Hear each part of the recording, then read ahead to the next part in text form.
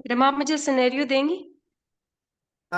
मेरा ख्याल है सिनेरियो शायद किसी का एग्जाम सिनेरियो था जो कोई डिस्कस करना चाह रहा था उसको। मैडम अच्छा एग्जाम में मैडम। आया था। बता दूं हाँ, मैं एग्जाम वाला। जी जी जी बता दीजिए। Ma'am primary gravida A 20 week of gestation with painful blisters on vulva and burning sensation from last 3 days. Take हाँ, history, investigation and ask management from examiner तो मैडम पेनफुल इस तरह ब्लिस्टर्स ऑन वल्वा एंड का burning sensation from last 3 days. Sensation and for 1 week, 3 days, 3 days. For 3 days, okay. ठीक है, इसको भी हम डिस्कस कर सकते हैं। बाकी तो इसके डिफरेंट वेरिएंट्स होते हैं जो साथ साथ हम कर सकते हैं। जी मैडम। तो जी, जी हादिया। जी मैडम, मैं इसको एज अ स्ट्रक्चर डिस्कशन करूं या जी जी, स्ट्रक्चर डिस्कशन। जी madam, the case given to me is a primary gravida at 20 weeks of gestation with painful blisters on vulva and हाँ burning sensations from हाँ, last 3 days. How okay. will you manage your हाँ, patient? Madam मुझे भी present करना था ना case. Sorry I was late. I am late. अच्छा चलिए, अब तो हादिया ने बेटा शुरू कर लिया। आप बीच में फिर आप उसका भी सुन लेते हैं। आपके पास सिनेरियो है बख्तावर? मैडम, इसके डिफरेंट सिनेरियोज बन सकते हैं कि हाँ जी, हाँ उसमें जी। तो कोई जी जी नहीं, मैडम मैंने कहा कि वो तो बख्तावर ने जो प्रिपेयर किया हुआ है हम उनका सिनेरियो भी बीच में सुन लेंगे। वी कैन कवर टू जी केसेस। जी जी जी। हादिया, कंटिन्यू करें। After taking mutual, after doing the mutual introduction, and I will inquire the demographic detail of my patient, हाँ and will take the missing biodata, her age, her married for, and her last menstrual period, occupation, education, and her husband education or occupation. Then I will proceed towards her presenting complaint, which is of painful blisters on the vulva and burning sensation from the past 3 days. I will हाँ ask my patient about the nature of the lesion, since how long when did she first notice that, and is it getting worse in its pain, and how is it the progression of the lesion, and I will ask its association with any other lesion on the body, and also its association with passing of the urine. Does she feel any dysuria or any other discomfort, she has itching over that area? Then I will ask my patient about any history of skin lesion in her or in her family, in her family members, and I will ask my patient, has she ever had such lesions before, also, or this is the first time she is experiencing this kind of lesion. And हाँ I will inquire my patient about any history of raised blood pressure, diabetes mellitus, any other renal or liver disorder in her or in her family. I will ask my patient about her gynecological history regarding the cycle history, regularity of the cycle, and about her contraceptive practices, what she was using before, or was she using it or not. I will ask my patient about any significant surgical history, any history of any significant family history, and history of her drug allergies or use of any cigarette smoking, hookah, panya, chalia, and I will ask my patient about her socioeconomic status and her relationship with her husband. I will try and हाँ inquire about the nature of the nature of husband job and his practices, and then I will proceed towards her knowledge about her complaint. What does she thinks it might be, and then I will proceed towards madam, shall I proceed towards her examination also? हाँ, okay. Okay. In examination, first of all, sorry, madam, अच्छा I जो forgot to ask आप, about okay ठीक है ठीक है, pregnancy. Sorry, हाँ madam, उसकी pregnancy को inquire करना भूल गई. Then I will हाँ ask about her pregnancy. How is her pregnancy so far? How is her antenatal visits? Was she regular in her previous antenatal visits? How was this pregnancy planned or unplanned? About history of folic acid intake, dating scan, and when did any history of excessive nausea, vomiting, fever, rash, and the joint pains, any history of a history of anomaly scan, is it done or not, and history of raised blood pressure in this pregnancy. I will ask my patient when did she last visited her antenatal visit, when did she last did her antenatal visit, and I will ask my patient about currently is she having any fever or body aches or myalgias, and I will ask my patient has she got her oral glucose tolerance test done or not, or she has booked it or not. Now I'm done with the history and I will proceed towards her examination. In examination, I will first of all do her general physical इसमें examination. एक minute बेटा, अब जैसे आपने live patient में focus history लेनी होती है, वैसे ही इसमें सिर्फ फोकस्ड चीजें बोलनी होती हैं, क्योंकि अगर हिस्ट्री बहुत लंबी हो जाए तो आपने there are so many other components which you have to cover in 10 minutes. तो हिस्ट्री में हिस्ट्री को भी इतना लंबा नहीं होना चाहिए। There were repetitions of course, और बहुत सारी चीजें ऐसी हैं जिसको आप एक ही सेंटेंस में बता सकते हैं, just to save your time. तो जी इसीलिए अगर हिस्ट्री पे ही आपके 5 मिनट लग जाएंगे तो बाकी चीजों के लिए तो टाइम ही नहीं बचेगा। तो इस वजह से इसको भी थोड़ा सा इंटेलिजेंटली, थोड़ा सा कॉम्प्रिहेंसिव करके, समराइज करके आपने बोलना होता है। आप एक ही जुमले में जी पूछ सकते हो any history of any comorbidity या मेडिकल प्रॉब्लम या पास्ट कोई सर्जिकल हिस्ट्री में इंपॉर्टेंस है या नहीं है। और जहाँ पे आपने डिस्क्रिप्शन दिया, एलएमपी पूछा, उसके साथ ही पूछ लेते कि how was the period of pregnancy till, अब 20 वीक्स पे है तो टिल डेट, वो भी काफी जी था। या कोई एनी जी इन्वेस्टिगेशन या ट्रीटमेंट, उसको फर्दन फर्दन गणवाना जरूरी नहीं होता कि मैं ये इन्वेस्टिगेशन पूछूंगी। तो जी अगर मैडम। आपने ये पूछना है तो सिंपल इतना सा भी पूछना काफी होता है कि अब तक उसने कोई इन्वेस्टिगेशन कराई या ना कराई, या उसने किसी डॉक्टर को दिखाया या ना दिखाया, दैट्स ऑल। और जी मैडम। जहाँ पे आपने ब्लिस्टर्स की ड्यूरेशन कितनी है और उसके एसोसिएटेड सारी, वहीं पे फीवर और उसकी कोई डिस्चार्ज वगैरह फ्रॉम द वेजिकल, ये सब चीजें हैं, और उसका बस ये इतना सा पूछ लेना काफी है। बिकॉज द जी detail madam. Description of the ulcers will be on examination. हम्म। ठीक है, जी वो एग्जामिनेशन के ऊपर फिर हम डिटेल डिस्क्रिप्शन करते हैं। पेशेंट तो हमें वेजिकल्स का ही बताएगा, लेकिन आप उसके जो एसोसिएटेड सिम्टम्स वगैरह हैं वो उससे पूछोगे, जो काफी हद तक आपको डायग्नोसिस की तरफ ले जाएंगे। और डेफिनेटली जी मैडम। पास्ट हिस्ट्री कभी ऐसा हुआ हो सकता है कि रिकरेंस हो, तो इसलिए हमने पास्ट हिस्ट्री उसकी इसी तरह के एपिसोड्स की भी पूछनी है, या उसके हस्बैंड को तो ये प्रॉब्लम नहीं रहा, ये भी जी हमने पूछना है। तो ये कुछ जी बहुत मैडम। इंपॉर्टेंट सी इंफॉर्मेशन है जो शायद 2 मिनट में, 2 मिनट से तो ज्यादा लगना ही नहीं चाहिए इस। तो ठीक हो गया मैडम। ये जरा मैडम थोड़ा दोबारा सा ट्राई आप लोग करूँ? प्रैक्टिस करें। हाँ, ये जरा थोड़ा सा आप लोग प्रैक्टिस करें कि हिस्ट्री को इतना लंबा मत खींचें, उसमें सिर्फ जो रिक्वायर्ड इंफॉर्मेशन है as per that particular disease, बस वो आपने यस बोलनी जी मैडम। है। ठीक हो गया। चले एग्जामिनेशन का बताइए। And in examination, I will start from general physical examination, in which I will do her vitals. I will check her temperature, pulse, BP, respiratory rate. Then I will look for the sign of anemia, jaundice, and cyanosis. Then I will do her chest examination, her thyroid and breast examination, followed by a detailed abdominal examination, some physiofundal height, her lie and presentation, amount of the liquor. Live presentation Then की I तो will कोई do the अहमियत ही नहीं है अभी 20 weeks पे, live presentation को देखना तो जरूरी नहीं है। और जहाँ पे आप जी general madam. I physical will examination की हाँ बात करते हैं, वहाँ पे जनरल फिजिकल का मतलब है कि आपने उसके सारे वाइटल साइंस देखने हैं, और systemic general physical examination and systemic examination. उसके बाद ठीक आप हो गया मैडम। एब्डोमिनल पे डेफिनेटली फंडल हाइट तो देखते ही हैं कि उसमें कोरेस्पॉन्ड कर रही है या नहीं कर रही, लेकिन live presentation is not important, but ठीक है। Auscultation of the fetal heart sounds is important. तो सिर्फ वो यस जो मैडम। चीज आपको चाहिए जेस्टेशन वाइज, डिजीज वाइज, बस उतना सा बोलें। ठीक हो गया मैडम। जो एंड ज्यादा देन आई जो विल ज्यादा थोड़ा सा बताने की जरूरत है वो तो लोकल एग्जामिनेशन है। जी मैडम।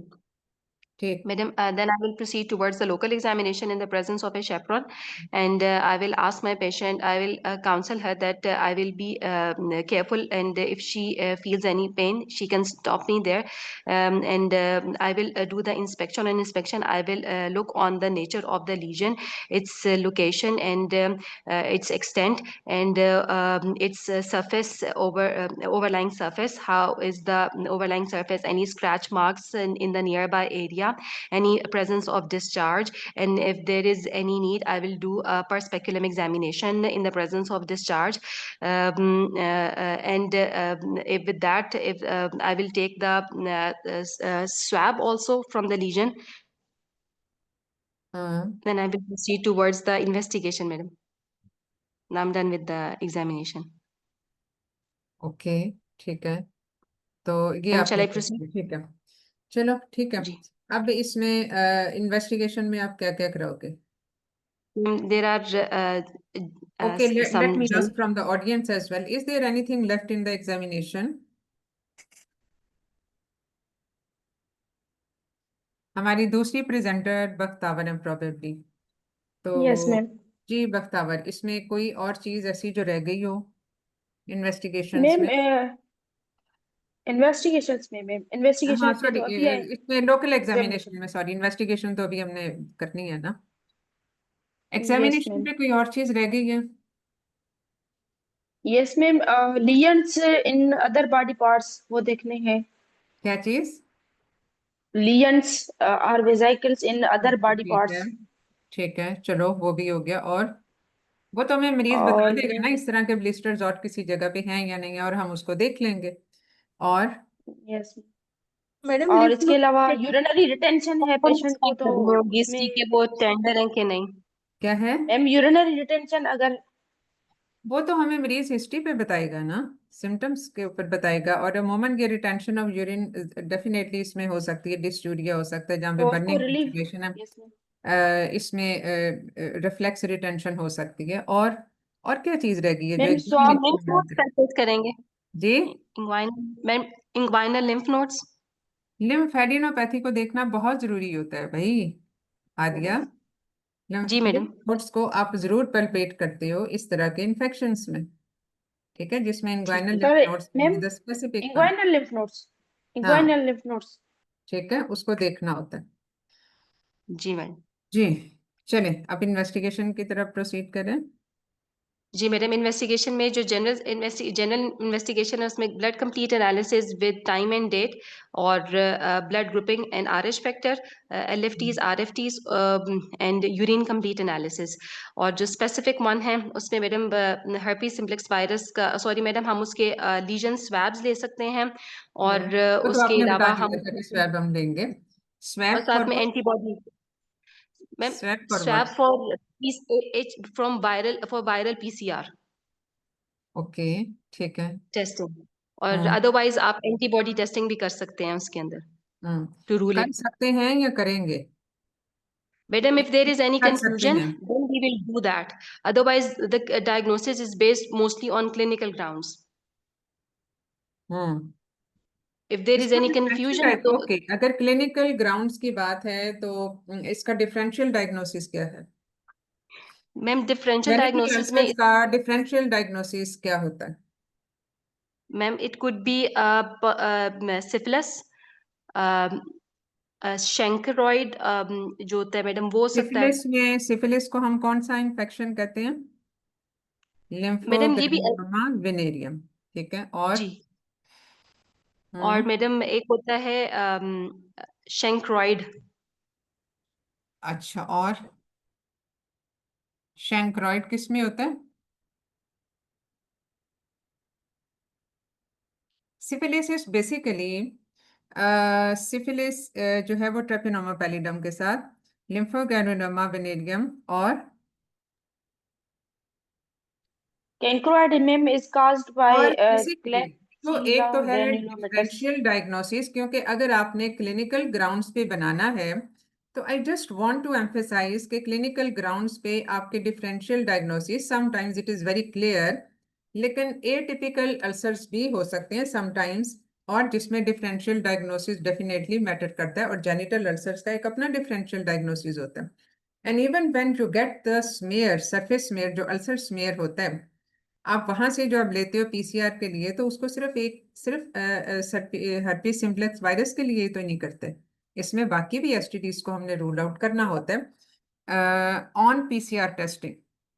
और इसके अलावा ये जो पेशेंट होता है, इसमें हमने बाकी एसटीडीज को रूल आउट भी करना होता है। It is one of the sexually transmitted diseases. तो इसमें जो इसका जो डिफरेंशियल डायग्नोसिस होगा वो डेफिनेटली, इसमें हर्पिस का तो एक चीज है, वेरिसेला जोस्टर वायरस, इसके अलावा ट्रेपिनोमा पैलिडम, लिम्फोग्रेनुलोमा विनेरियम, और इसके अलावा जो है इसमें ये मंकी पॉक्स जो है, इसमें भी किसी हद तक ये आ जाता है, और एंटेरो वायरस। ये हैं जो कि इसका डिफरेंशियल डायग्नोसिस क्लिनिकल ग्राउंड्स पे बनेगा। और इसके अलावा अगर कोई और इसमें एलर्जिक रिएक्शंस हैं तो वो भी हो सकता है, कोई स्किन डिसऑर्डर्स हैं तो वो भी एक वजह हो सकती है। तो उसमें जो है वो क्लियर कट बाल दफा नहीं होता। So you have to take the smear for PCR testing. This is testing for PCR. क्या टेस्ट करता है? एंटीजन। ये एंटीजन है क्योंकि वायरस एक एंटीजन है, तो उसमें से हमने वायरस को आइसोलेट करना। अब जो आपने एंटीबॉडी टेस्टिंग करनी है वो कौन सी करनी है और कैसे करनी है? Madam ma'am antibody serology testing से करनी है। हम्म एंटीबॉडीज हम कौन सी टेस्ट करते हैं? मैडम आईजीजी और आईजीएम। For what? मैडम पर जैसे अभी herpes हम simplex वायरस कॉमन, वो तो जी 1 भी हो सकता है, 2 भी हो सकता है। Ma'am for both. नहीं, देखो अगर बोथ का होगा तो वो फिर वो स्पेसिफिक नहीं होगा। सो यू हैव, अब जो HS1 है, herpes simplex वायरस 1, वो दोनों कर सकते हैं इन्फेक्शन, और लेस कॉमनली जेनिटल के तो लेस कॉमन होते हैं और उनकी स्वेरिटी भी कम होती है।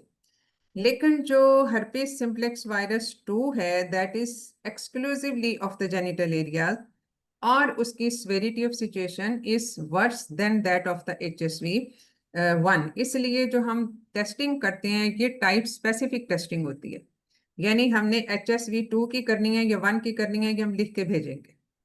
ये नहीं कि 1 और, या तो हम दोनों की करवा लें, वो भी अगेन टाइप स्पेसिफिक होगी। अगर हम सिर्फ ये लिख के भेजें कि इसको herpes simplex वायरस के लिए करें, तो वो एक कॉमन सीरोलॉजी हो जाएगी जिसमें 1 भी हो सकती है, 2 भी हो सकती है। अब ये 1 और 2 में अगर हम स्पेसिफाई नहीं करेंगे तो हम उसमें ट्रीटमेंट उस तरह से डिसाइड नहीं कर सकते, क्योंकि जो उसमें ट्रांसमिशन रिस्क, जो बाकी सिम्टोमेटोलॉजी है, जो फीटल इफेक्ट्स हैं, ये सब के सब फर्क होंगे। तो ये है जो कि हमने इसमें पीसीआर के ऊपर हमने डिसाइड करना है।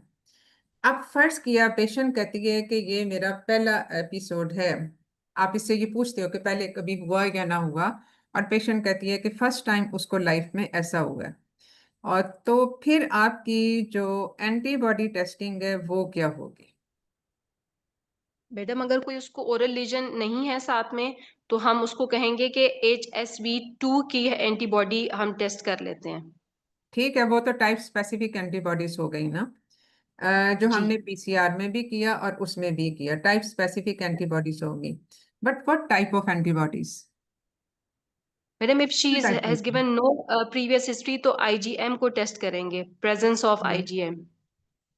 ओके, और फर्स्ट एपिसोड है आईजीजी नहीं करेंगे? मैडम, आईजीजी करेंगे तो वो तो अभी उसका मैडम फर्स्ट एपिसोड है आईजीजी और अक्यूट करेंगे। फेज में है, तो वो तो नेगेटिव आएगा। आईजीजी करेंगे या नहीं करेंगे? मैडम करेंगे मैडम करेंगे उसी। आईजीजी। क्यों? जी जी मैडम आईजीजी क्यों करेंगे। करेंगे? सिर्फ 3 दिन की हिस्ट्री है मैडम उसकी। ये देखने के लिए कि उसके अंदर पहले से इम्यूनिटी बनी हुई है या नहीं। ये भी मैडम देखेंगे, कुछ और ये इन्फेक्शन ऐसे।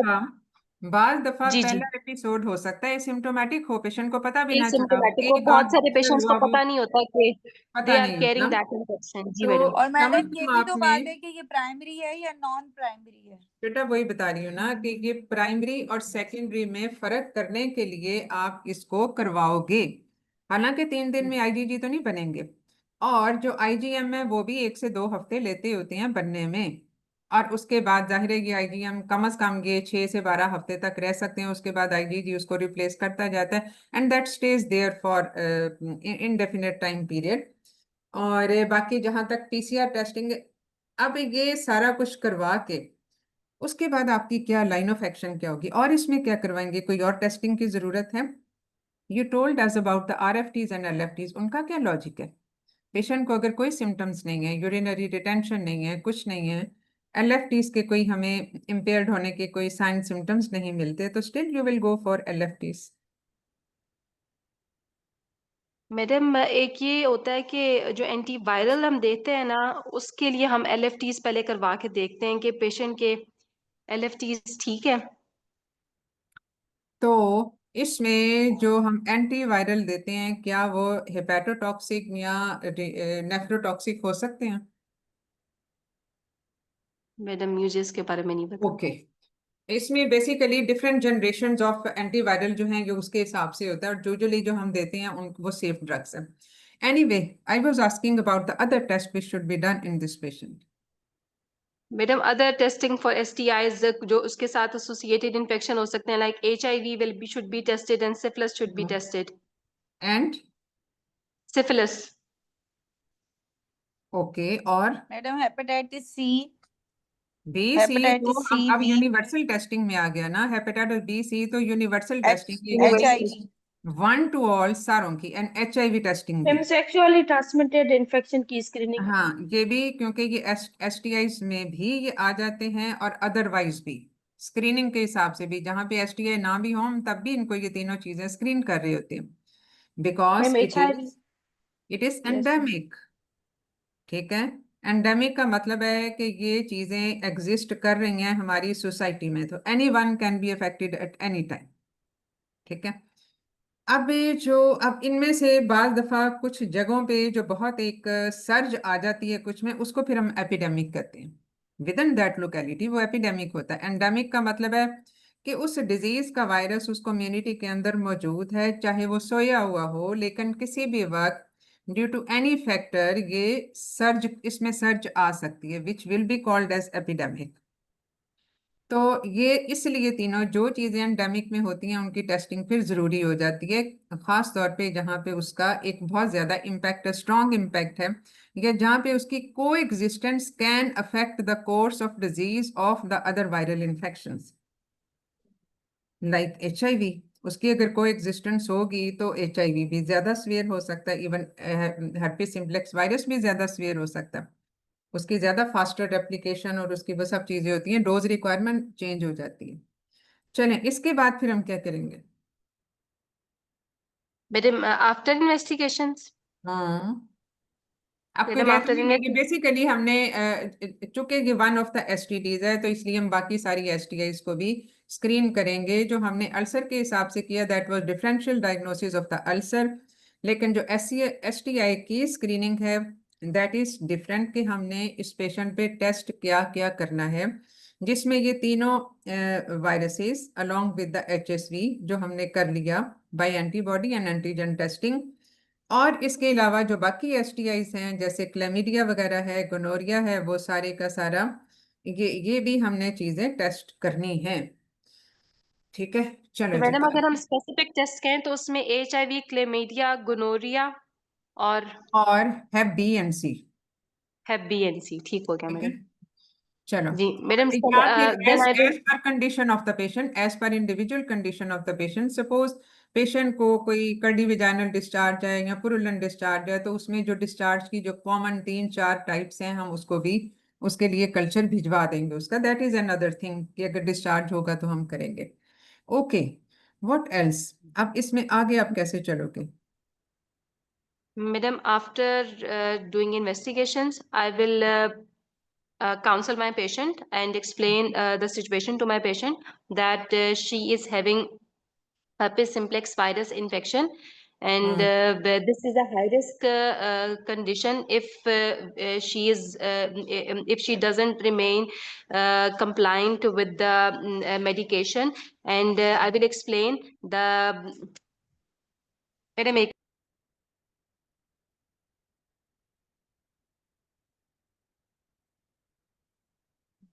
Ji, madam. I will explain my Hmm. patient that she is having a high risk infection, and because she is in the early period of the pregnancy, we need to start her on antiviral therapy, and she need to be compliant for that.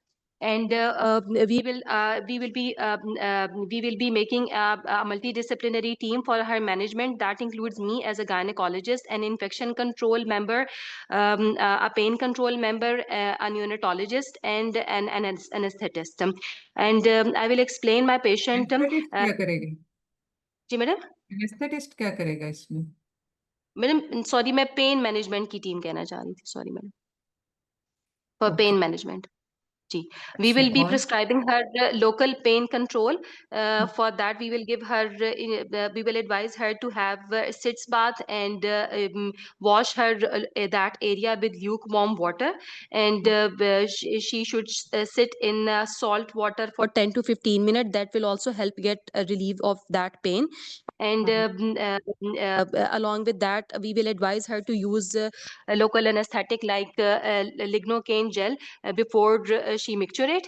And I will explain my patient about the need of using antiviral therapy, so that we can also reduce the risk of transmitting that infection to the baby, and to relieve her symptoms also. And and I will explain that she should start tablet acyclovir 400 milligram TDS for 7 to 10 days. And I will ensure that the patient has she should be I will explain that the patient needs to be regular on her antenatal visit, so that we monitor her symptoms, and we do good counseling for its further management.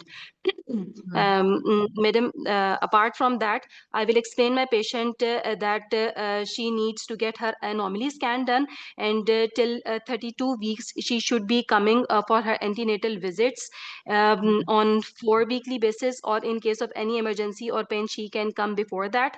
And since if her she will come symptoms. at what weeks of pregnancy?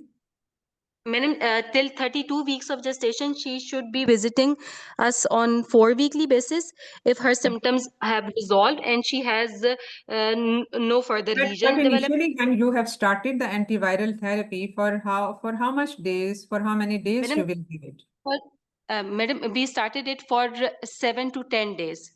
Okay, फिर जी. उसके बाद और madam उसके बाद वाला बता रही हूँ कि फॉलो जब उसके किया आपने? सिम्टम्स. जी जी. हाँ, उसको फॉलो करेंगे और उसको बताएं. I will explain her that she should be coming to us on 4 weekly basis, and on every visit we will be doing the fetal well-being monitoring, and we will be assessing her symphysiofundal height. And apart from that, I will explain that her husband, he also needs to get tested, or if she has any recent sexual partner, she should inform her confidentially, and in a non-judgmental way, and that they also need to get tested. And I will explain my patient about the need of the use of barrier method in her sex practices, and to avoid having intimacy in the presence of any lesion or prodromal symptoms. Madam, at 36 weeks, we will decide her mode of delivery on the basis of the presence of any prodromal symptoms or the presence of any active अब lesion. आपने बात की थी एक 32 weeks पे patient के आने की. What is the objective of mentioning this 32 weeks visit specifically? What you are Madam, planning for? madam, I was trying to explain the fact that we call the patient once the symptoms have resolved on 4 weekly basis till 32 weeks, and after 32 weeks we will be calling her on 2 weekly basis till 36 weeks. अब इसमें मेरा सवाल ये है कि you have given a dose of antivirals from 7 to 10 days, ठीक है, along with symptomatic treatment. तो Yes. क्या इसमें श्योरिटी होगी कि virus has been cleared? Madam, for that we can get it tested again, or कैसे टेस्ट करोगे? Madam इसके तो हम वही कर सकते हैं, आईजीजी तो पीसीआर. वहीं पे रहेगा, आईजीजी तो रहेगा, वो तो नहीं खत्म हो रहा. और 7 to इससे 10 क्या डेज में तो अभी अपने आईजीजी से अगर ये प्राइमरी है तो 7 to 10 डेज में तो अभी आईजीजी बनना शुरू ही हुआ है. तो क्या वो आईजीजी जो है, इनिशियली आईजीएम, क्योंकि ये हमारी बॉडी का डिफेंसिव सिस्टम है against any antigens entering in the body to form antibodies against it which the body is making in the form of IgM and then IgG, वो body ने बना दिया and is there in the body, is it enough to clear that virus? Madam, 100% it is not enough, and for that we will again be starting suppressive therapy to our patient to prevent its transmission from the mother to the baby in the intrapartum period.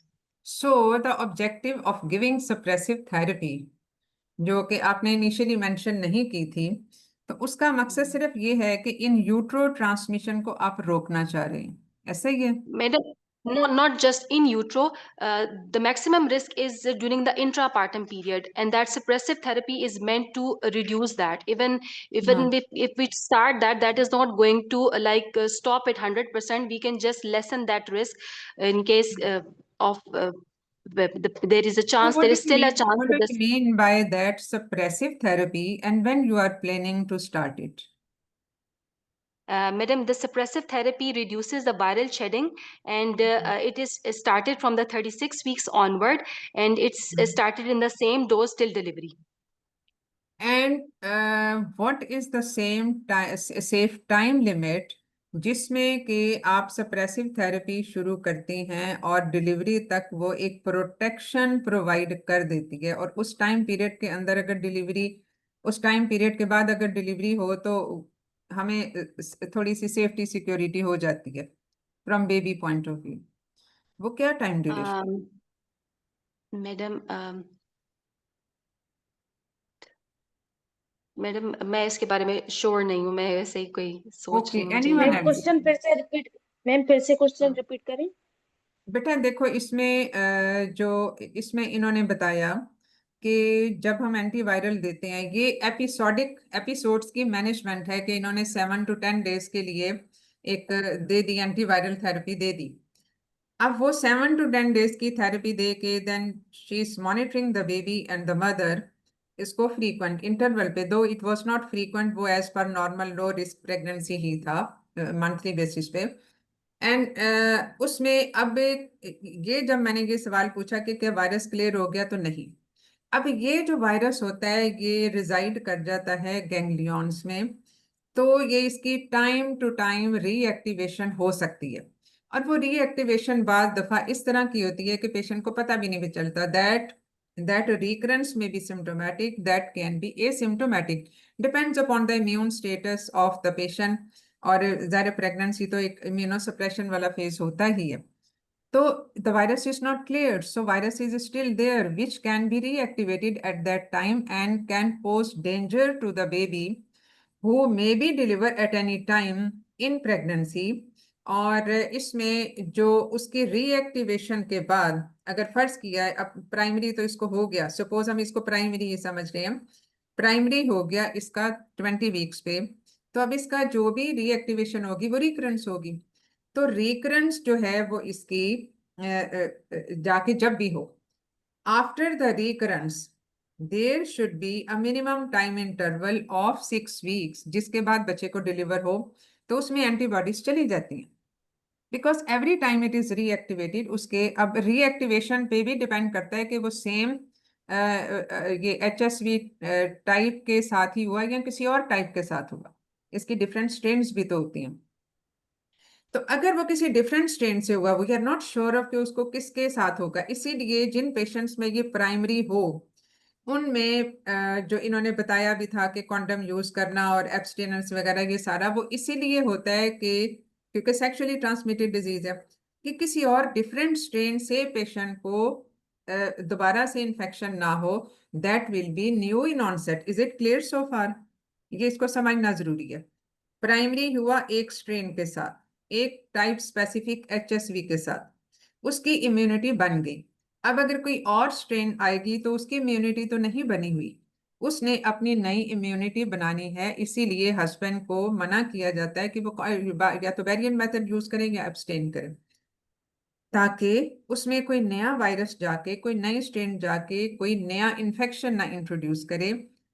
तो इस चीज से बचने के लिए और उसको एक सेफ टाइम पीरियड देने के लिए, इम्यून सिस्टम को सही आईजीजी बनाने के लिए, ताकि वो जो बर्थ पे बेबी ने डिलीवर होना है उसमें वो एंटीबॉडीज ट्रांसफर हो जाए, तो उसके लिए एक 6 वीक्स का टाइम पीरियड होता है. So if you will start your suppressive therapy at 36 weeks, there will be not enough time for the baby to receive those antibodies which need to take at least 6 weeks, कि वो इतनी तादाद में बन जाएं कि बच्चे को भी ट्रांसफर हो जाएं, क्योंकि फिर वो बच्चे को प्रोटेक्ट करेंगी for at least 6 months after the birth. तो ये जो 36 वाली रिजीम है, that has been redefined now, कि हम इसको 36 वीक से उसको पहले 4 हफ्ते पहले ले जाएं, यानी 32 वीक्स पे ट्रांसफर, उसको हम सप्रेशन थेरेपी शुरू कर दें. लेकिन फर्ज किया अगर पेशेंट में कोई भी रिस्क हो प्री टर्म लेबर का, यानी अगर पेशेंट को परसिस्टेंट पेन्स हैं या उसमें ऐसे रिस्क फैक्टर्स हैं कि उसके प्री टर्म लेबर में जाने के चांसेस हैं. ये तो प्राइमरी ग्रेविडा थी, even in primary gravidas we don't know, लेकिन मल्टी में जिसमें previous history preterm labour की थी, तो उसको तो हम इससे भी ज्यादा पहले शुरू करते हैं, यानी 20 वीक से शुरू करते हैं. अब 22 वीक से 32 वीक्स तक डोज कम होती है. 32 वीक्स के बाद till the time of delivery dose थोड़ी सी हम बढ़ा देते हैं, इवन सप्रेशन थेरेपी की भी. जैसे उसमें ए साइक्लोवर की 1 गोली देंगे, तो 32 वीक्स के बाद ए साइक्लोवर की 2 गोलियां देंगे 400 मिलीग्राम की पर डे. जबकि जो एपिसोड की ट्रीटमेंट है उसमें की डोज और इंक्रीज हो जाएगी, 400 मिलीग्राम की हम 3 गोलियां देंगे उसको. और अगर कोई एक्यूट डिसएमिनेशन है, जैसे मैटरनल इन्फेक्शन भी बार दफा बड़ी एक्यूट स्टेज में हो सकते हैं, जिसमें मदर खुद भी जो है उसके सिस्टेमिक सिम्टम्स बहुत होते हैं, तो ऐसी सूरत में तो हमें आईवी एसाइक्लोवर भी देनी पड़ती है. और खास तौर पे ये जो मैटरनल सिस्टेमिक इन्फेक्शन है, जैसे आपने chickenpox which is another variant of herpes virus, तो उसमें पेशेंट को निमोनिया के चांसेस, हेपेटाइटिस, मेनिंजाइटिस के चांसेस बहुत होते हैं. And most of the cases the patient with adult chickenpox in pregnancy will be in need of intravenous acyclovir, and similarly is the case of HSV. अगरचे इसमें less likely होता है कि maternal symptoms इतने severe हो जाए, इसमें fetal symptoms ज्यादा होते हैं, जबकि चिकन पॉक्स में मैटरनल सिम्टम्स ज्यादा और फीटल सिम्टम्स कम होते हैं. तो इसको जो है वो हमने 32 वीक्स के बाद सप्रेशन थेरेपी शुरू करनी है. ठीक है मैडम 32 34 का है. 32 से लेके आगे ऑनवर्ड जो है वो till the time of delivery. उसका फायदा ये है, अब सप्रेशन थेरेपी से भी वायरस क्लियर तो नहीं होगा, ना ही हमने जो उसकी एपिसोडिक एक्यूट मैनेजमेंट की उससे भी वायरस क्लियर नहीं हो रहा, लेकिन तकरीबन 70% केसेस में वायरल शेडिंग कम हो जाएगी. उसकी जो transmission to the baby at the time of birth वो कम हो जाएगी. ठीक है, लेकिन प्लेसेंटल ट्रांसफर इसका बहुत कम होता है. मतलब ये ज्यादा से 3 to 5% तक मैक्सिमम, इससे ज्यादा नहीं होता. तो वो इतना मसला नहीं है. वो अगर फर्ज किया इसमें बहुत एक्यूट अगर मदर में डिसएमिनेटेड इन्फेक्शन हो गया, तो डेफिनेटली बच्चे में इन यूट्रो ट्रांसमिशन का रिस्क भी थोड़ा बढ़ जाएगा. लेकिन जैसे इसमें अगर मैटरनल डिसएमिनेटेड इन्फेक्शन भी है, तो एमनियोटिक फ्लूइड में भी जाने के चांसेस वायरस के होते हैं, लेकिन ये कम से कम 2-3 हफ्ते लेते हैं उसको वायरस को एमनियोटिक फ्लूइड में जाने में. So the baby might be born with the congenital herpes infection, जिसके अपना एक पूरा सेवेरिटी प्रोफाइल है. ठीक है, तो इसको हम स्टार्ट करेंगे 32 वीक से onward, provided everything remains okay in between this time period. After the initial episodic management हम इसको सप्रेशन थेरेपी पे डाल देंगे फ्रॉम 32 वीक्स ऑनवर्ड. और अगर बीच में किसी वक्त फर्ज किया ये 20 वीक्स तो अभी है ना, 20 वीक्स से लेके 32 वीक्स तक बीच में कोई और एपिसोड होता है, तो उस एपिसोड की मैनेजमेंट, सपोज इसको 26 पे फिर इसके एक रिकरेंस होती है, हालांकि आपने दे दिया होगा, लेकिन वायरस तो सोया हुआ था ना, वो दोबारा से रीएक्टिवेट हो जाता है, 26-27 वीक्स पे हो जाता है. तो उसको एपिसोड की मैनेजमेंट करो 5 दिन के लिए, उसमें रिकरेंस में 5 दिन के लिए काफी है, तो फिर उसके बाद उसको सप्रेशन थेरेपी पे डाल दो. So that way you have to individualize the treatment of the patient. और अगर सारा कुछ ठीक रहता है तो 32 वीक से शुरू करो। ओके। मैम, और how to give suppressive therapy? Suppression therapy में जो हम देते हैं बिफोर 32 वीक्स, अगर हमें किसी में देनी पड़े in the patient who is at risk of preterm labour, तो उसको 400 मिलीग्राम की वंस अ डे वो डोज एसाइक्लोवर की देते हैं।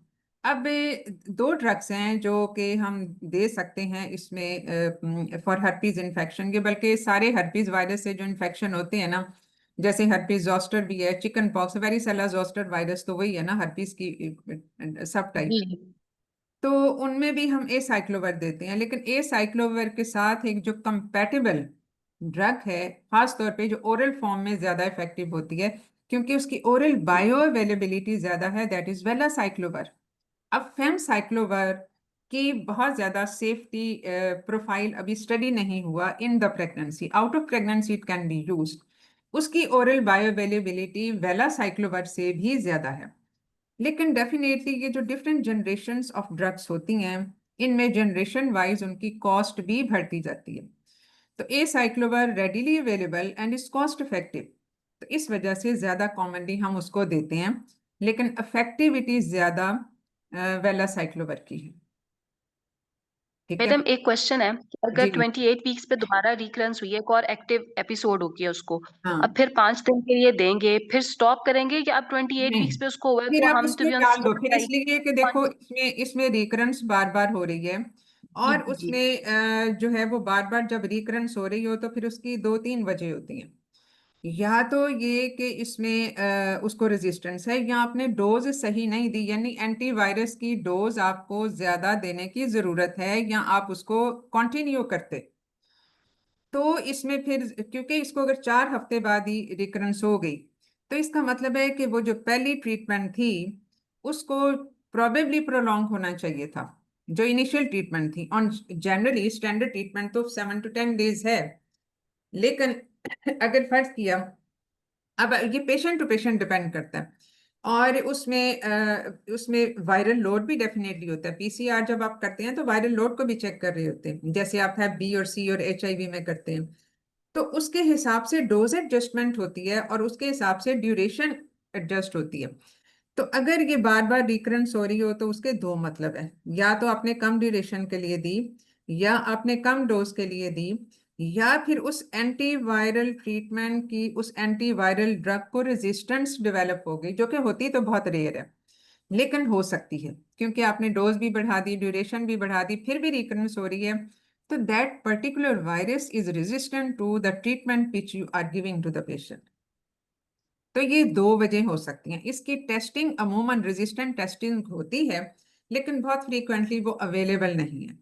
तो इसमें जो second line of option of drugs हैं वो भी अवेलेबल होती हैं, लेकिन मतलब नॉट हेयर, हमारे पास तो प्रोबेबली अवेलेबल नहीं है, ये वायरोलॉजिस्ट हमें ज़्यादा बेहतर बता सकते हैं। लेकिन ऐसी सूरत में, और वो ओरल फॉर्म में नहीं है, जो रेजिस्टेंट स्ट्रेन्स के लिए जो हम देते हैं ड्रग्स, अपार्ट फ्रॉम दीज एसाइक्लोवर, वेलासाइक्लोवर, फेमसाइक्लोवर, उसके अलावा जो हम देते हैं वो इतनी जो है वो कॉस्ट इफेक्टिव भी नहीं है, और वो ओरल फॉर्म में भी अवेलेबल नहीं है, वो सिर्फ आईवी फॉर्म में अवेलेबल होती है। या फिर आप इसको इम्यूनोथेरेपी के साथ मैनेज कर रहे होते हैं। इम्यूनोथेरेपी के उसमें जो खास तौर पे, जैसे हम लाइकन प्लेनस के लिए जो लोकल क्रीम्स होती हैं, इमिक्विमोड के जो सारी हैं लोकल प्रेपरेशंस हैं, वो भी हम लोकल अल्सर्स पे लगा सकते हैं।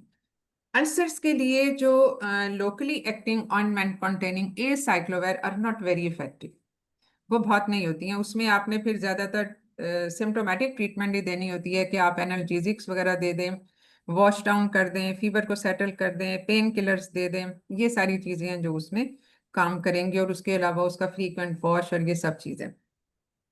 तो मैम, वो फिर तो वायरल लोड फिर देख लिया करें, वायरल लोड देख लिया करें, हाँ, वायरल मतलब। लोड अमूमन टेस्ट नहीं किया जाता। पीसीआर इज बेसिकली जो जैसे हम क्वालिटेटिव की बात करते हैं, एचआईवी में करें या हैव बी या सी में करें, तो हम उसको क्वालिटेटिव का मतलब कि वायरस है या नहीं है, ये होता है क्वालिटेटिव टेस्टिंग।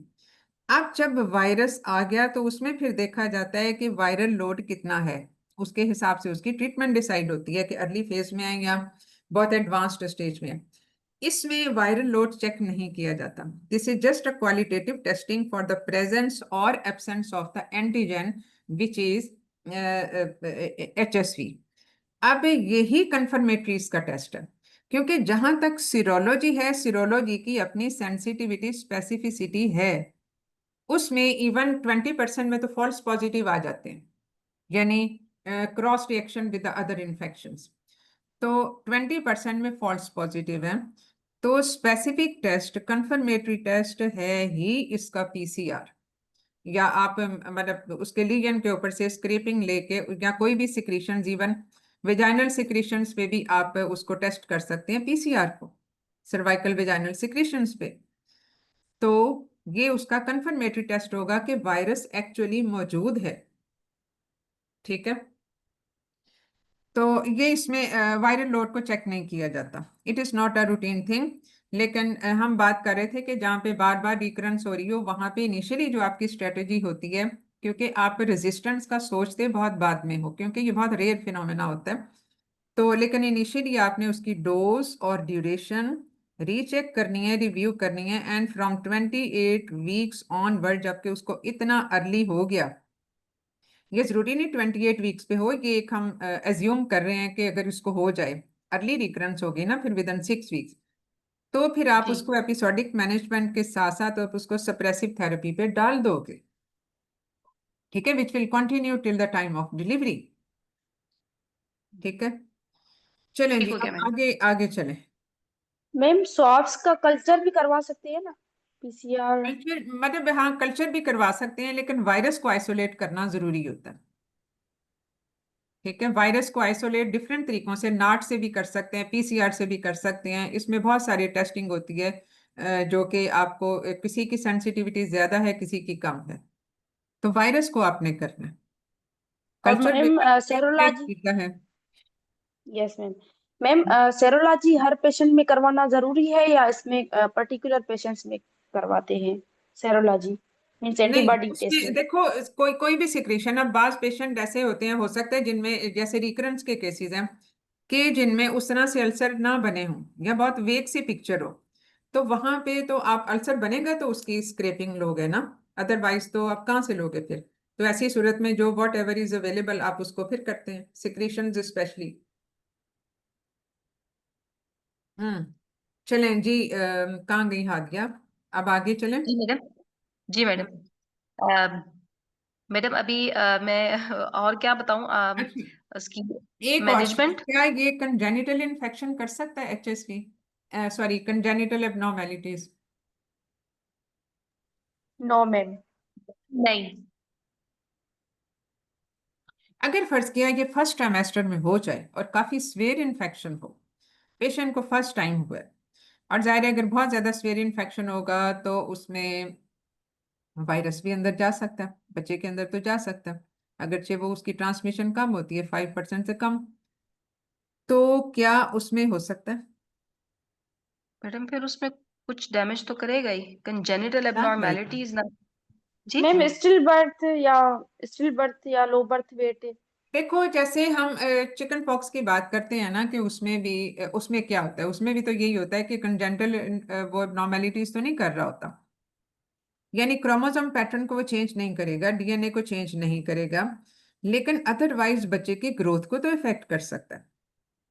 ठीक है, तो उसमें ये IUGR, स्टिल बर्थ, एबॉर्शन के चांसेस ज्यादा, फिर अगर इसमें इतना स्वेयर हो तो बाज दफा माइक्रोकेफली भी कर सकता है, माइक्रोप्थेल्मिया भी कर सकता है। तो ये वो चीजें हैं जो हो सकती हैं, लेकिन ये कंजेनिटल मेलफॉर्मेशंस नहीं होती। These are basically the growth disorders, जो कि प्लेसेंटल इन्फेक्शन की वजह से होते हैं। ज़ाहिर प्लेसेंटल इन्फेक्शन होगा, उसमें definitely placental perfusion is compromised, तो ये उसके नतीजे में हो रहा होता है। अदरवाइज जो उसने, उसकी जो ट्रांसमिशन ज्यादा है या उसका जो इफेक्ट बच्चे के ऊपर है, वो दैट इज आफ्टर बर्थ। ठीक है,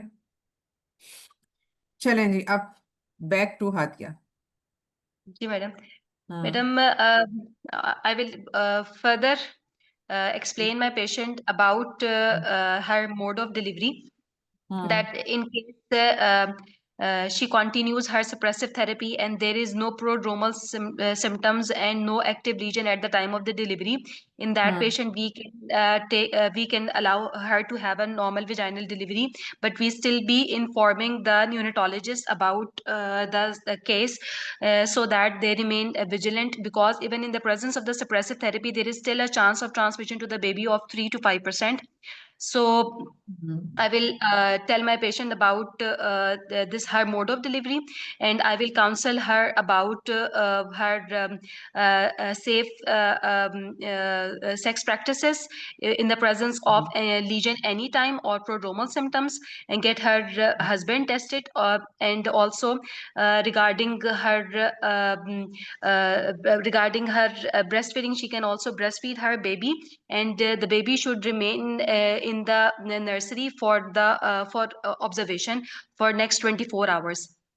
ओके अब सपोज ये पेशेंट का सारा टाइम पीरियड ठीक गुजरता है, आपने एज पर प्रोटोकॉल उसको 32 वीक्स के बाद भी आपने सप्रेसिव थेरेपी शुरू कर दी which continue till the time of delivery, और उसमें फिर आपने जो है वो सारा कुछ ठीक है, बच्चे का भी कोई मसला नहीं हुआ.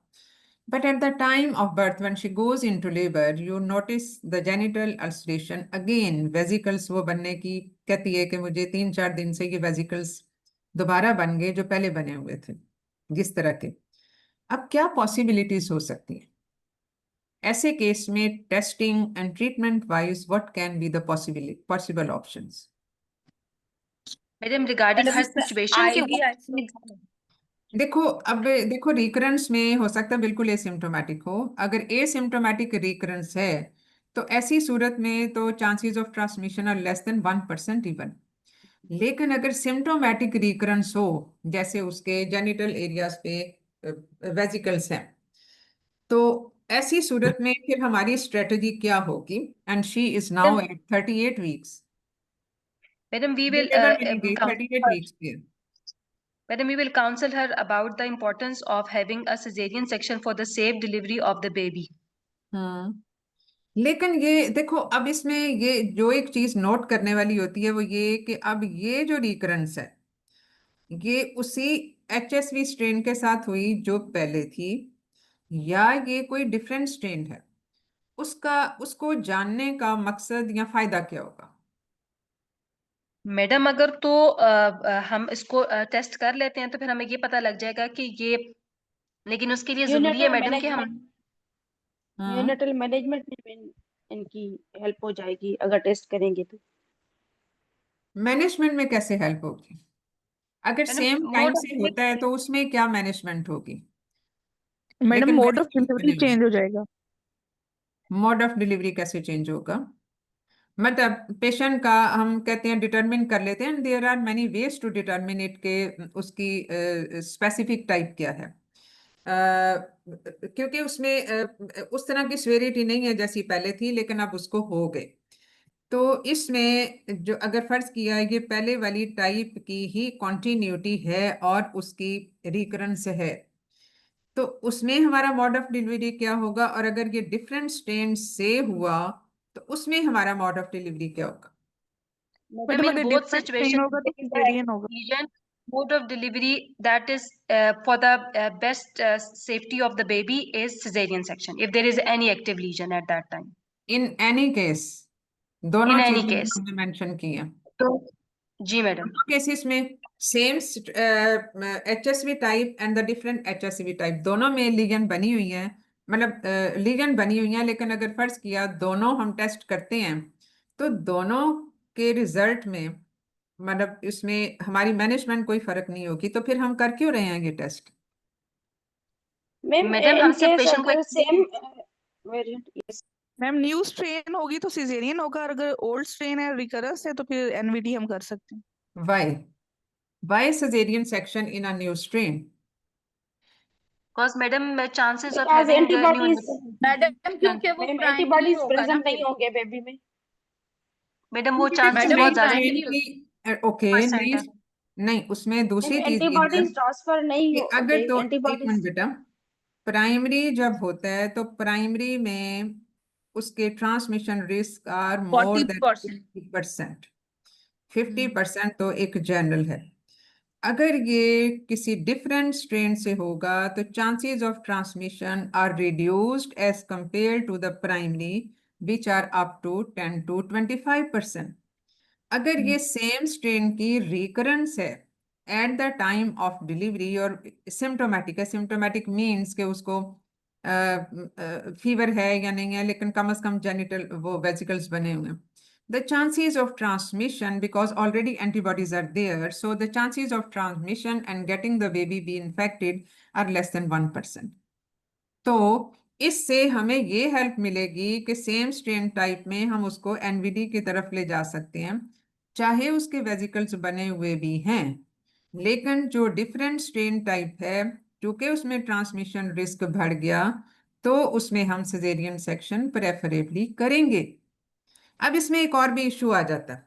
अब जो एक और बहुत इंपॉर्टेंट चीज होती है वो होती है रप्चर ऑफ मेम्ब्रेन का, कि जो रप्चर ऑफ मेम्ब्रेन हो जाता है पेशेंट्स को, सपोज पेशेंट हमारे पास आती है, उसको कहती है कि मुझे 2 घंटे से लिवर पेन्स हैं, लेकिन उससे पहले जो है वो वाटर बैग रप्चर हो गया था, यानी समझो कि 3 घंटे की उसकी ड्यूरेशन है, लेकिन जेनिटल अल्सर कुछ नहीं बने हुए। How ever she is on suppressive therapy, suppressive therapy वो ले रही है, रप्चर ऑफ मेम्ब्रेन हो गया, तो क्या ये इफेक्ट करेगा मोड ऑफ डिलीवरी को?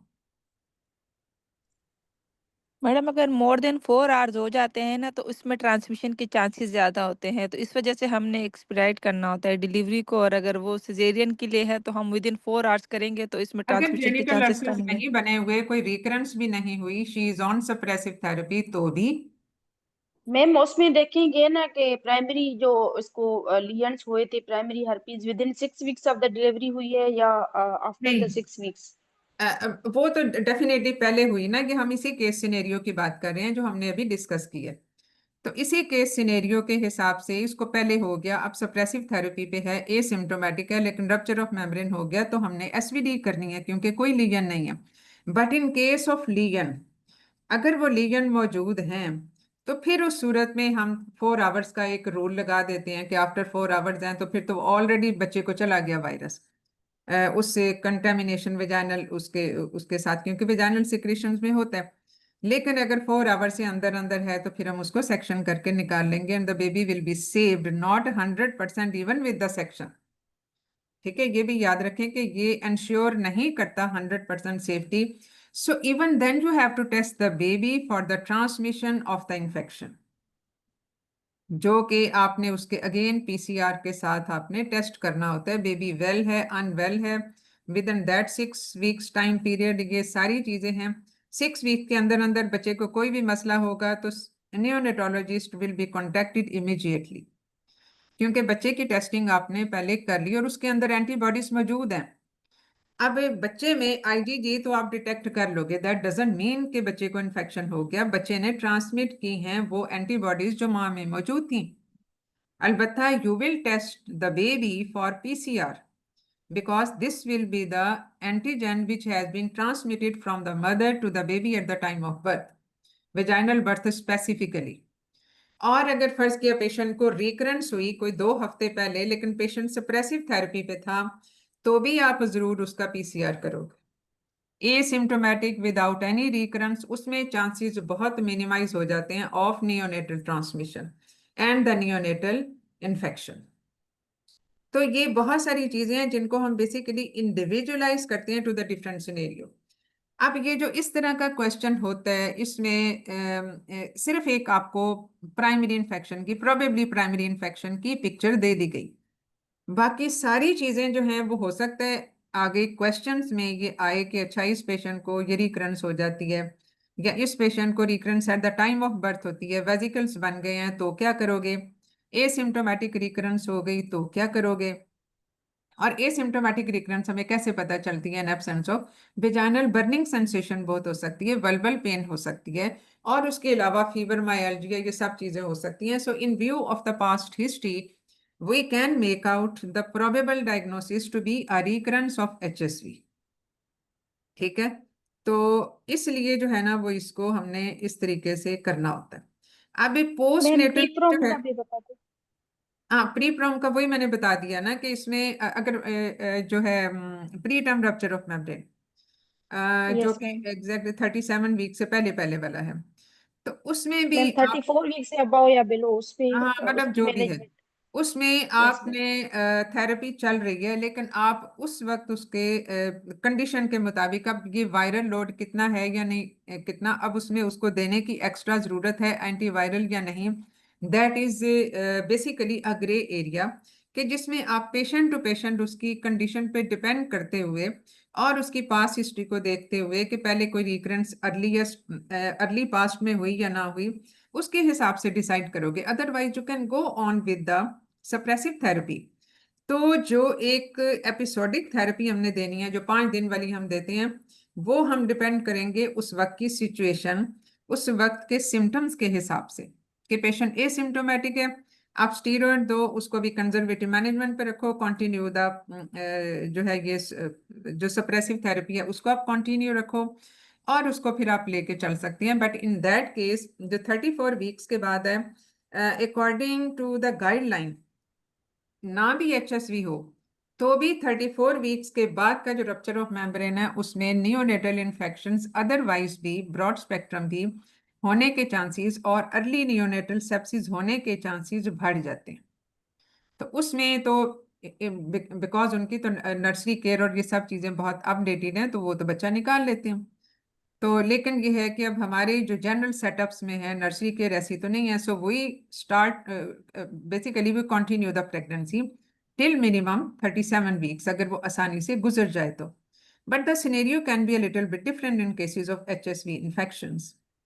तो उसमें फिर उसको देखना होता है according to the situation of the patient, symptomatic है, एसिम्टोमेटिक है, ऑलरेडी ट्रीटमेंट पे है, कोई रिकरेंस नहीं हुई, go on with the conservative management. कोई रिकरेंस हो चुकी है पहले, give the episodic management and continue with the suppressive treatment afterward, but try to deliver her as soon as after at 37 weeks completed weeks. तो इसमें बहुत लंबा नहीं मैडम लटकाना पहले जो होता। है इम्यूनो मैडम हम्म? पहले सप्रेसिव थेरेपी 36 से देते थे ना, तो अब मैडम अब नहीं देते, 32 अब जो से लेटेस्ट देते हैं। गाइडलाइन है 24 की, उसमें अब 32 वीक्स पे चला गया ये टाइम पीरियड। क्योंकि उसमें जब हम 36 अच्छा। पे देते हैं तो वो सेफ टाइम पीरियड नहीं होता, जिसमें बच्चे को eight the time of delivery, even at the time of caesarean section भी बच्चे को एंटीबॉडी जा सकें जो उसको आगे 6 महीने तक प्रोटेक्ट कर सकें। Because later on, if the mother was HSV positive, later on there can be recurrence, और क्योंकि सप्रेसिव थेरेपी तो हम उसकी स्टॉप कर देंगे, तो बाद में तो रिकरेंस जब होती है तो फिर उसको बाद दफा कुछ केसेस में, अब रिकरेंस हम किसको कहेंगे विदाउट एनी प्रेगनेंसी, जब उसको कम से कम 6-8 एपिसोड्स हो जाएं 1 साल के अंदर, तो ये रिकरेंस है।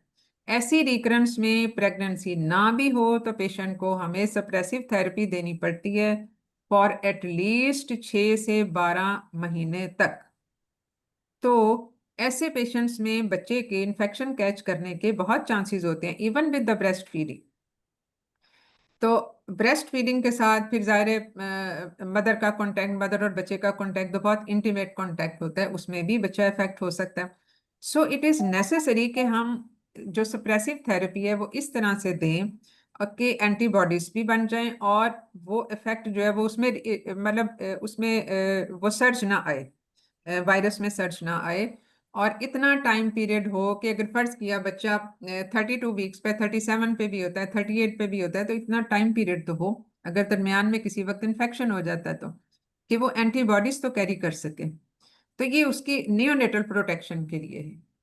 तो ये जो फिनोमेना होता है ना वायरल इन्फेक्शंस इन प्रेगनेंसी, उन सब में ये एक मतलब एक स्टैंडर्ड रूल होता है कि मदर को तो आपने ट्रीट करना ही होता है। कुछ केसेस में मदर बहुत इफेक्ट होती हैं, कुछ केसेस में नहीं होती, जैसे रुबेला में नहीं होती, जैसे एचएसवी में अमूमन लोकल जो स्किन इन्फेक्शंस हैं या स्किन सोर्स हैं, उसके अलावा जो जनरलाइज सिम्टम्स हैं वो कम केसेस में होते हैं। लेकिन ऑब्जेक्टिव ये होता है कि जो वायरस लोड बच्चे के अंदर जाना है उसको हम मिनिमाइज करें, चाहे वो इन यूट्रो जा रहा है और चाहे वो eight the time of birth जा रहा हो। तो ये चीजें हैं जो इसमें एक बेसिक रूल रहता है, और एचआईवी में भी मैम यही हमारा असूल होता है। Ma'am ma'am IV recurrent acyclovir asymptomatic normal vaginal delivery बताई ना आपने? जी जी रिकरेंट एसिम्प्टोमेटिक, ठीक है हाँ, सही। रिकरेंट एसिम्प्टोमेटिक जो कि जिसकी हम सप्रेसिव थेरेपी देते जा रहे हैं, ठीक है। क्योंकि उस मैम सप्रेसिव थेरेपी का फायदा क्या होगा? अब जो उसमें, क्योंकि सप्रेसिव थेरेपी का वो वायरस को खत्म नहीं कर रही सप्रेसिव थेरेपी, लेकिन वो वायरल शेडिंग को बहुत कम कर रही है, ट्रांसमिशन रिस्क को बहुत कम कर रही है। 70% तक उसका वो रिस्क मिनिमाइज हो जाता है। तो कम से कम जो वायरस लोड बच्चे में जाएगा फिर भी जाएगा, लेकिन जो जाएगा वो फिर इतना ज्यादा नहीं होगा कि बच्चे में डिसएमिनेटेड इन्फेक्शन कर दे, which has quite a high mortality. तो मकसद ये होता है बच्चे में सिर्फ स्किन या म्यूकस मेम्ब्रेन, ये जो सारे हैं ओरल कैविटी के अल्सर्स या ये ब्लिस्टर्स, ये वो बन सकते हैं, या इससे आगे एडवांस करेगा तो मेनिंजाइटिस भी हो सकता है, हेपेटाइटिस भी हो सकता है। तो ये सारी चीजें हैं जो डिसएमिनेटेड इन्फेक्शन में होती हैं, उसकी अपनी मोर्टेलिटी होती है। तो उन चीजों से बचाने के लिए फिर हम उसको सप्रेसिव थेरेपी पे डालते हैं। ये वायरस क्लियर नहीं कर रहा, ये बहुत कम कर रहा है उसको। मैडम अगर एक पेशेंट जो है मैम उसको रिकरेंट एपिसोड हुई है और that is symptomatic and she is on suppressive therapy, in that case हम उसको क्या काउंसल करेंगे कि वो नॉर्मल वेजाइनल डिलीवरी करवाए या सिजेरियन सेक्शन करेंगे? देखो, अब वहीं पे हम वो टेस्ट करते हैं कि ये नई स्ट्रेन है या पुरानी स्ट्रेन है, लेकिन चूंकि हम वो टेस्ट नहीं कर रहे होते। अगर वो सिम्टोमेटिक है, रिकरेंट है, तो आइडियली सेम स्ट्रेन के साथ तो आप नॉर्मल वेजाइनल डिलीवरी कर सकते हो, क्योंकि जी उसमें जी 1% ट्रांसमिशन रिस्क है। जी। लेकिन अगर आप वो टेस्ट ना करें तो फिर ये सिजेरियन सेक्शन है, ठीक है। तो मैडम हम तो मोस्टली फिर ऐसे ही कर रहे होते हैं ना कि हम वो टेस्ट हाँ, भी नहीं करते हैं और हम हम इसीलिए कर रहे होते हैं कि हम उसकी स्ट्रेन टाइप उस वक्त टेस्ट नहीं कर रहे होते, लेकिन अब उस डिफरेंट स्ट्रेन से इन्फेक्शन होने से बचाने के लिए और ये कंफ्यूजन क्रिएट होने से बचाने के लिए हम पेशेंट को कहते हैं कि क्वार्टर्स को अवॉइड करें या कॉन्डम यूज करें, ये सारी चीजें हम उसको कहते हैं। तो लेकिन ये है कि फिर भी ये चीजें प्रैक्टिस करना, अगर वो फर्ज किया रिलीजियसली वो इसको प्रैक्टिस कर भी रहे हो, even then you are not sure of, तो ऐसी सूरत में फिर हम, testing is a confirmatory method, but if you are not going for testing तो at least then do section in the presence of genital ulcers even with the recurrence. और ma'am जो ma'am suppressive अगर थेरेपी नहीं ले रही होती हैं, वही वाला होगा ना कि madam if there is any time an active lesion then you go for the caesarean section yes, first hand if you yes, have not tested. हाँ, दिस वाज माय यही पॉइंट होता मैडम है, सर कि ठीक है, normally हम ये कर भी रहे होते हैं जी। हाँ, ठीक है। मैम पीप्रोम वाले पेशेंट्स में हम आईवी एसाइक्लोविर देते हैं ना, और दूसरे कौन से कंडीशन देखो, में हम एच आईवी? जो है, रिकरेंस हो या प्राइमरी हो, हम जो आईवी है वो उस वक्त देते हैं जब मैटरनल कंडीशन भी ज्यादा सीवियर हो, और मैटरनल कंडीशन सीवियर हो सकती है क्योंकि इसमें बाज दफा जो इन्फेक्शन होता है मदर का भी, इसमें अच्छी खासी उसकी जो है वो मॉर्बिडिटी काफी ज्यादा बढ़ रही होती है। उसमें भी उस तरह से लिवर चेंजेस आती हैं, फेब्राइल इलनेस, फीवर उसका बहुत हाई ग्रेड होता है, माइल्जिया बहुत सीवियर होता है। तो ऐसी सूरत में आईवी, और ख़ास तौर पे ये जो वेरिसेला जोस्टर वायरस है उसमें तो इंडिकेटेड ही आईवी है। अगर पेशेंट को निमोनिया हो जाए या उसको हेपेटाइटिस हो जाए और उसको हॉस्पिटल एडमिशन की ज़रूरत हो तो इंडिकेशन आईवी ही है, वहाँ भी इंडिकेशन आईवी ही है in case of worsening maternal situation. तो आईवी में क्योंकि oral absorption can vary from patient to patient, और ए साइक्लोवर की जो ओरल एब्जॉर्प्शन और ओरल बायो अवेलेबिलिटी है is less as compare to the other available options of antiviral. तो इसलिए आईवी पे रिलाई किया जाता है। So this has to be assessed at that time कि उस वक्त मैटरनल सिचुएशन कैसी है। अमूमन रिकरेंस में इतनी एग्रेसिव सिचुएशन नहीं होती, और प्राइमरी में ये अग्रेसिव सिचुएशन होने के चांसेस ज़्यादा होते हैं, और अगर तो उसी स्ट्रेन से रिकरेंस होगी तो वो ज़्यादा सीवियर नहीं होगी, डिफरेंट स्ट्रेन है तो उसमें पॉसिबल है। So decide it according to the maternal situation कि पहले आप उसको आईवी देके फिर you will switch on to the oral therapy, ठीक है। मैम तो फिर आप 5 to 10 मिलीग्राम पर KG of body weight 24 hours में जो है वो 8 आवर नहीं बल्कि आप इसको इतना देते हो, और थर्ड या इसको इन अदर वर्ड्स 30 मिलीग्राम पर केजी पर body weight in 24 hours in divided doses, what ever way ma'am recurrent asymptomatic अगर सप्रेसिव थेरेपी पे नहीं है तो फिर सिजेरियन करें उसका? हाँ, देखो एसिम्टोमेटिक और अगर सप्रेसिव थेरेपी पे नहीं ले रही, अगर वो नहीं, यानी उसको एक इन्फेक्शन हुआ और उसके बाद उसको रिकरेंस होगी लेकिन उसने कोई ऐसी सप्रेसिव थेरेपी पे नहीं है, तो फिर बेहतर सिजेरियन ही होगा, क्योंकि उसमें वायरल शेडिंग के बारे में आप कुछ नहीं कह सकते। अगरचे सिम्टोमेटिक में वायरल शेडिंग ज्यादा होती है और एसिम्टोमेटिक में कम, but you can not see anything definitely. ठीक है मैम, हाँ जी। एग्जाम में पेशेंट जो थी वो 20 वीक्स प्रेग्नेंट थी और वो हमसे क्लियर कट पूछ रही थी कि हम what will be the effect on my baby. तो हमें क्लियर कट बताना है कि इसमें कोई कंजेनिटल एनोमलीज नहीं होंगी। नहीं, इसमें कंजेनिटल एनोमलीज होती भी नहीं है, क्योंकि इसको हुआ ही 20 वीक्स पे है। जी कंजेनिटल जो बेबी की जो सारी एम्ब्रियोजेनेसिस है, वो सारा कुछ वो तो फर्स्ट 12 वीक्स में ऑलमोस्ट हो जाता है कंप्लीट। तो अगर जी तो कोई इन्फेक्शन उस टाइम पे हुआ हो तो still it will not cause any congenital abnormalities. लेकिन अगर ये स्वेयर फॉर्म में फर्स्ट ट्राइमेस्टर में हो तो चांसेस ऑफ माइक्रोकेफली एंड माइक्रोप्थेल्मिया वो हो सकता है। अदरवाइज 20 वीक्स पे इसके चांसेस नहीं है। How ever it can affect the growth of the baby, growth problems इसमें हो सकते हैं। Okay madam. ठीक है, चलें जी, अब क्लास को बंद करें अगर कोई और क्वेश्चन नहीं तो। और मैडम ये इसका काफी जो if है and buts हैं, but if you understand the course of the disease और उसमें उसके जो लॉजिक्स हैं of giving the episodic and the suppressive treatment, तो फिर मेरा ख्याल है उसमें किसी भी क्वेश्चन किसी भी फॉर्म में आए तो आप उसको उस लिहाज से उसको कर सकते हैं। ठीक है, तो मैडम अब So my examiner question, was ma'am, asking that what will be the confirmatory test इसका पीसीआर ही होगा ना? पीसीआर ही होता है। पीसीआर। ओके। टिश्यू कल्चर है या पीसीआर है जो हम सिक्रीशन से करते हैं, वही इसका कंफर्मेटरी होता है। आईजीजी आईजीएम के फॉल्स पॉजिटिव भी होते हैं मैम 20% तक। ओके। मैम डिलीवरी के बाद बेबी को हम कैसे मॉनिटर करेंगे?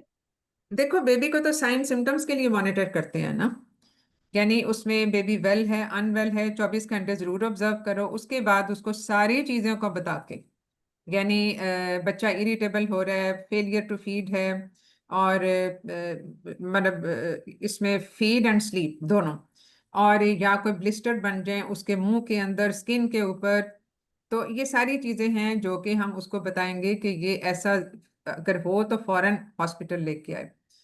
ठीक है, और इनिशियली ये मैंने बताया था ना कि इसमें डिपेंड करता है कि उसका सप्रेसिव थेरेपी मिल रही है नहीं मिल रही, उसके हिसाब से फिर आपने उसको उसकी टेस्टिंग करनी है जो हॉस्पिटल के अंदर ही होगी। And when ever the baby is presented later on with in that time of 6 weeks time period, तो उस वक्त उसकी रीटेस्टिंग होगी।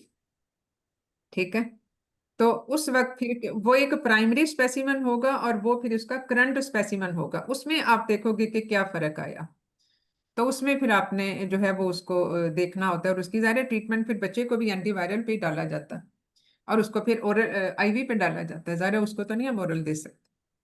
मैम सीरोलॉजी अगर नहीं कर सक रहे वजाइकल से सिक्रेशंस, मतलब वजाइकल ही नहीं है, सिक्रेशंस नहीं है, तो फिर हम ब्लड से पीसीआर करवाएंगे मैटरनल, या कोई हाँ, और टेस्ट मतलब है? अगर ऐसा हो तो फिर उसमें ब्लड से भी कर सकते हैं। थैंक यू ठीक है, मैम, थैंक यू। चलो, ओके। मैडम नेक्स्ट टॉपिक भी बता दें। नेक्स्ट, अभी तो हम पेरीनेटल इन्फेक्शंस को ही कवर कर रहे हैं ना। ठीक है मैडम। ठीक है, मैडम। हेलो जी अस्सलाम वालेकुम। जी वास्टम। अच्छा मैम, एक क्वेश्चन है but not related to this scenario जो आज हाँ, हमने डिस्कस किया, तो अगर आप इजाज़त दें तो पूछूं जी जी कि पूछिए। मैडम ये एग्जाम में अब जो हमारा एक नया सेशन जो वो है हमारे रिसर्च से रिलेटेड, जो हमारे हाँ हमने लास्ट 4 ईयर में रिसर्च की होती है वो हमने सबमिट की होती है, तो उसको हाँ, अटेम्प्ट करने का क्या यानी कि तरीकाकार है? क्योंकि बेटा जो मेरे टॉपिक ख्याल है में तो, जो भी है वो तो हाँ, हमने अब कर लिया, रिसर्च जो थी अच्छी मेरे थी बुरी ख्याल थी वो में एक्सेप्ट मेरे होगी। ख्याल में ये जो आपका स्टेशन था, जो डेजर्टेशन से रिलेटेड वाले की आप बात कर रहे हो ना, तो मेरे हिसाब से वो सबसे इजी जी स्टेशन मैम, था। जी मैम, जी मैम, वो इसलिए इजी स्टेशन था कि आप लोगों ने ये स्टडी की, जी मैम, डेजर्टेशन लिखी या लिखवाई, जाहिर है वो उसे पता भी चल जाता है ना जिस तरीके से कैंडिडेट आंसर कर रहे होते हैं। तो अब ये डे 1 से पता था कि ये स्टेशन आना ही आना, तो इसमें ये तो पता हो कि आपका टॉपिक क्या है, उसमें आपका ऑब्जेक्टिव क्या था ये करने का, why you carried out this study, और उसमें रिसर्च क्वेश्चन क्या। रिसर्च क्वेश्चन पे आके कैंडिडेट्स अटक रहे थे। रिसर्च क्वेश्चन ये होता है कि आप अगर फर्ज किया आप ये कहते हैं कि is raised serum uric acid related with the chances of PIH, ये आपका रिसर्च क्वेश्चन है। और आपका जो रिसर्च टॉपिक है वो ये होगा कि link of the raised serum uric acid with the pregnancy induced hypertension. तो ये फर्क हो गया। ऑब्जेक्टिव है कि आपने इन दोनों का लिंक देखना है, इसलिए कि अमूमन आप लोगों ने ये ऑब्जर्व की होती है कि इसमें जहाँ पे पीआईएच होता है उसमें जो है वो उसमें रेस्ट होता है। अमूमन आप ये एसोसिएशन अपने देखते रहे हैं, तो आपने उसको जरा मजीद स्टडी करना है। अब इसमें जो बाकी चीज है वो ये कि सैंपल कितना था आपके पेशेंट का, जो स्टडी है सैंपल कलेक्शन कैसे करते हैं, या और उसका मतलब क्या होता है, मतलब प्रोबेबिलिटी सैम्पलिंग, रैंडम सैम्पलिंग, उसका मतलब क्या होता है। और उसके बाद ये कि सैंपल कलेक्शन का फॉर्मूला क्या है, आप उसको कैलकुलेट कैसे करते हैं। वो चाहे आपको स्टैटिस्टिशियन ने कैलकुलेट करके दिया हो, फिर भी उसके बारे में कम से कम पढ़ तो लेना चाहिए ना, क्योंकि डेजर्टेशन तो आपकी है, वो किसी स्टैटिस्टिशियन की नहीं है, किसी भाई की नहीं है, किसी हस्बैंड की नहीं है, किसी सिस्टर की नहीं है, वो आपकी डेजर्टेशन है। So you are supposed to know each and every aspect of your dissertation. अब उसके बाद बारी आती है कि आपने मेथोडोलॉजी वगैरह से रिलेटेड बात हो भी सकती है, नहीं भी, जो भी। तो इसमें सैंपल कलेक्शन कैसे करते हैं, फिर आपका जो रिजल्ट एनालिसिस है, उसमें रिजल्ट एनालिसिस के लिए आपने सॉफ्टवेयर कौन सा यूज़ किया, सिर्फ वो एक लफ्ज़ ही पढ़ने की ज़रूरत थी ना। और उसके बाद ये कि आप जो स्टैटिस्टिकल एनालिसिस जो करते हैं उसमें आपने कौन से स्टैटिस्टिकल टेस्ट लगाए। पी वैल्यू तो हर एक में ही होती है, किसी में टी टेस्ट होता है, किसी में काई स्क्वायर वाला टेस्ट डब्ल्यू होता है। तो ये जो आपकी स्टडी में लगा उसके बारे में देखें कि कौन से टेस्ट हैं जो कंपैरेटिव स्टडी पे होते हैं, यानी जो दो ग्रुप्स में आप डिवाइड करते हैं, कौन से टेस्ट हैं जो कि आपके किसी एक आइसोलेटेड टॉपिक पे अप्लाई होते हैं, और उससे आपको इंफॉर्मेशन क्या मिल रही है। पी वैल्यू आपको क्या बताती है, टी टेस्ट आपको क्या बताता है, काई स्क्वायर आपको क्या बताता है, कॉन्फिडेंस इंटरवल का क्या मतलब है, रिलेटिव रिस्क का क्या मतलब है, ऑड रेशो का क्या मतलब है। तो ये तो बहुत मुश्किल नहीं था, इसको भी आप पढ़ सकते हैं, ये थोड़ा सा सर्च ही करने वाली बात है ना। फिर उसके बाद ये कि रिजल्ट आपके क्या हैं। तो रिजल्ट जो है वो जाहिर है उसके हिसाब से जो है वो उसके हिसाब से ही आपने बताना होता है, स्टैटिस्टिकल सिग्निफिकेंस के हिसाब से। फिर ये कि इसकी क्लिनिकल एप्लीकेशन क्या है, कंक्लूजन क्या है, और आप रिकमेंडेशन इसमें क्या देंगे। यानी आपने कंक्लूजन निकालनी कि yes, raised uric acid has been observed to be associated with the increased chances of pregnancy-induced hypertension. तो इसका ये मतलब है कि आप उसको एज अ प्रिडिक्टिव टेस्ट आप ये रिकमेंड करोगे कि इसको हर हाई रिस्क पेशेंट में इसको किया जाए, ताकि हमें पता चले कि yes this patient is predispose to develop PIH। तो it was not difficult at all, ये तो आपके अपने हाथ से लिखी हुई चीज के बारे में था। ये कोई ऐसी वो कोई और तो चीज नहीं है, किताबें आपके हाथों में थी या कम से कम खुल रही थी, और उसके हिसाब से क्वेश्चन थे, और जो क्वेश्चन भी मेरे हिसाब से बहुत सिंपल क्वेश्चन थे, बिल्कुल बेसिक क्वेश्चन, जो कि रिसर्च करने वाला, यानी आप लोगों ने एक रिसर्च की हुई है 4 सालों में, एक डेजर्टेशन लिखी, पहले सिनॉप्सिस लिखा फिर डेजर्टेशन लिखी, लेकिन यहाँ से पता चलता है कि उसकी कैंडिडेट की अपनी इन्वॉल्वमेंट उस रिसर्च में, उस डेजर्टेशन में किस हद तक थी।